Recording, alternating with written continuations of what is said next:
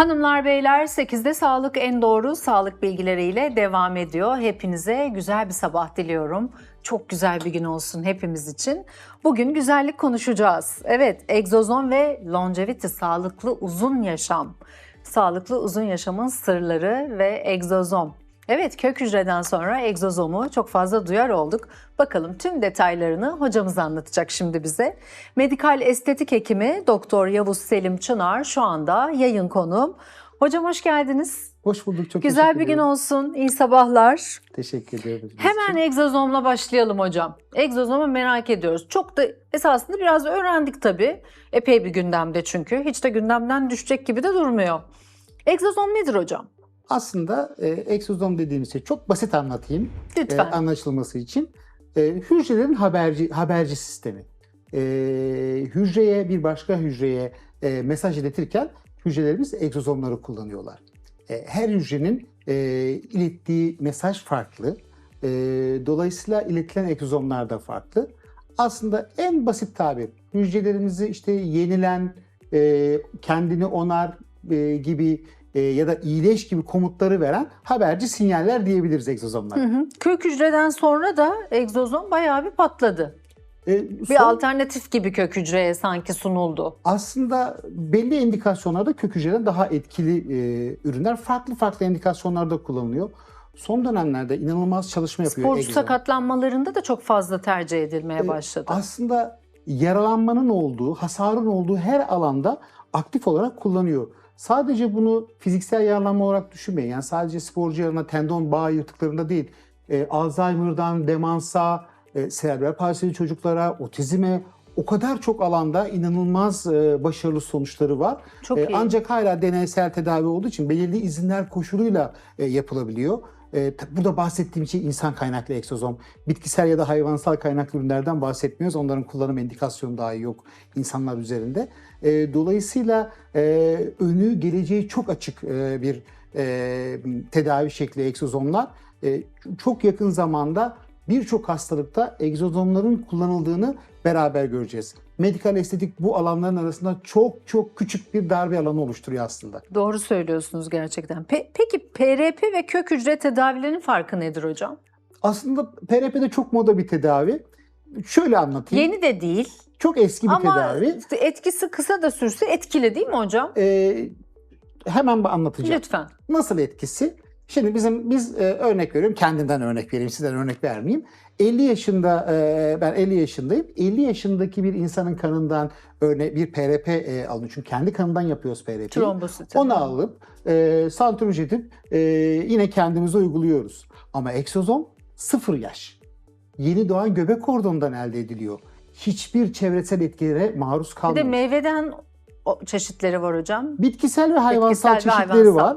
Ama biz burada hep insan kaynaklı, enjektable verilebilen, Injectable. belli koşullarla, belli izinlerle verilebilen tek şey insan kaynaklı egzozomlar. Güvenli mi hocam insan kaynaklı olanlar? Son derece güvenli. Dünyada üzerinde çalışma son özellikle 5 yılda baktığınızda yayınlara özellikle egzozomla ilgili on binlerce yayın görürsünüz. Faz 1, faz 2 çalışmaları yapılıyor. Bazı indikasyonlarda faz 4'e kadar çıkmış durumda. Son derece güvenli, belirtilen, bilinen hiçbir yan etkisi yok egzozomların. Ancak kontrollü kullanma koşuluyla, doğru indikasyonda kullanma koşuluyla tabii ki. Dediğim gibi tamamen kayıtlı olarak bakanlığın izniyle kullanılıyor bu egzozomlar. Her egzozomu kullanamıyoruz.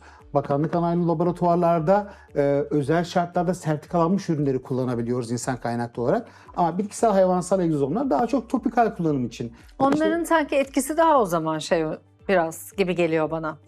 Tabii yani sonuçta insana etki etmesi için dediğim gibi egzozomlar haberci sinyal molekülleri. Dolayısıyla hayvan kaynaklı en çok inek kullanılıyor, inek sütü kullanılıyor.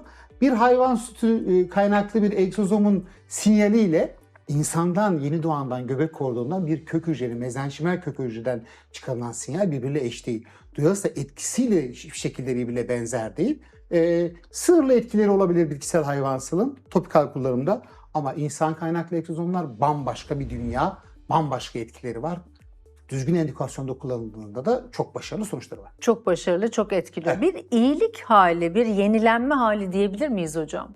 Mesela cilde uyguladığınız egzozomu.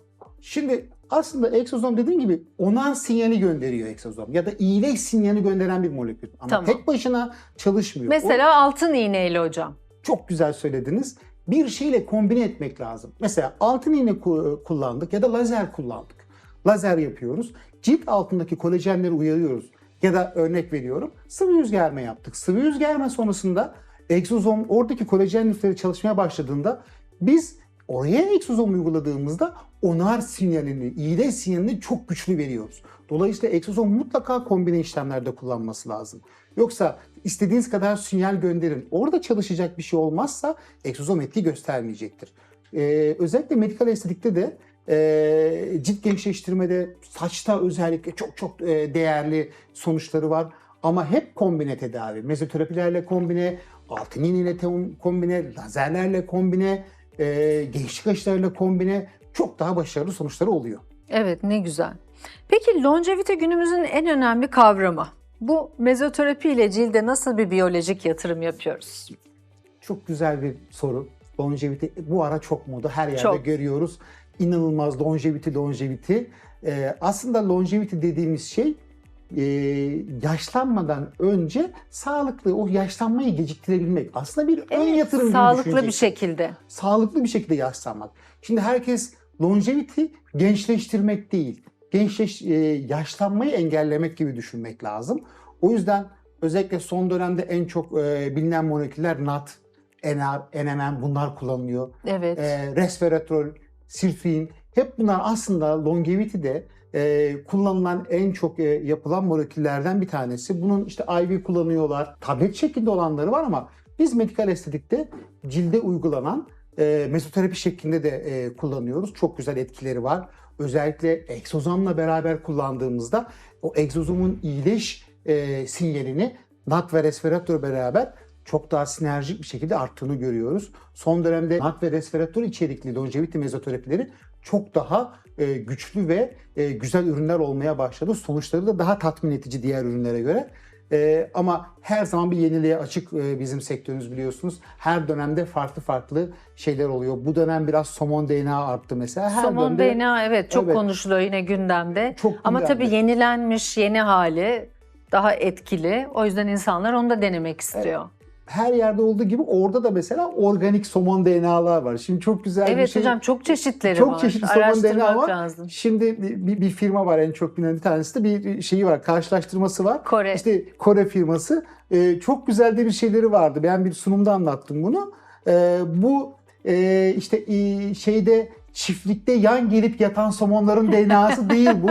Ta Amerika'dan çıkmış, on binlerce kilometre gitmiş, Kore'ye gelmiş organik somon DNA'sı diye çok güzel anlatıyorlar. Ne güzel. Gerçekten son dönemde longevity ve rejeneratif tıpta somon DNA'da çok etkili yer almaya başladı. Etkili yer almaya başladı. Bir iyileşme hali, kendi halinin medikal estetik bakımından hocam. Normalde nasıl eskiden bunlar bu kadar yoktu tabii bunlar. Evet. Yani yoktu. Ne yapıyorduk? Cilt bakımı yaptırıyorduk. İşte temizlik yapılıyordu önden. Uzun cilt bakımları yaptırırdık.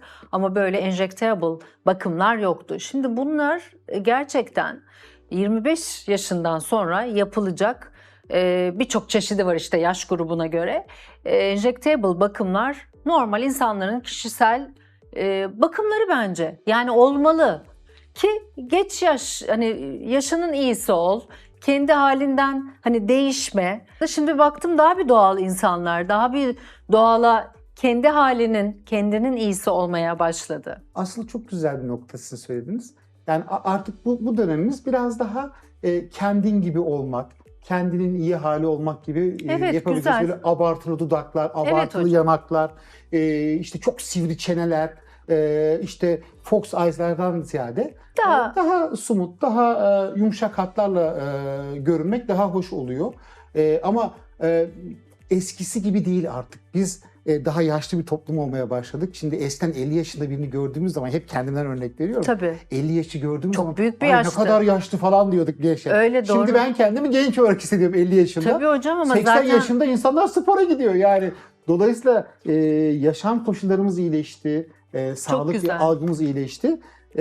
Dolayısıyla insanlar longevity'ye, mezoterapiye, kendi bakımlarına yatırım yapmaya başladılar. Hocam ağzınıza sağlık. Çok teşekkür ederim. Beklerim tekrar. Yetmedi valla. Vallahi çok doğru söylüyorsunuz. Daha uzun programlar yapalım. Evet, kesinlikle bekliyorum. Hanımlar beyler 8'de sağlık tüm hızıyla devam ediyor. Hemen geri geliyorum.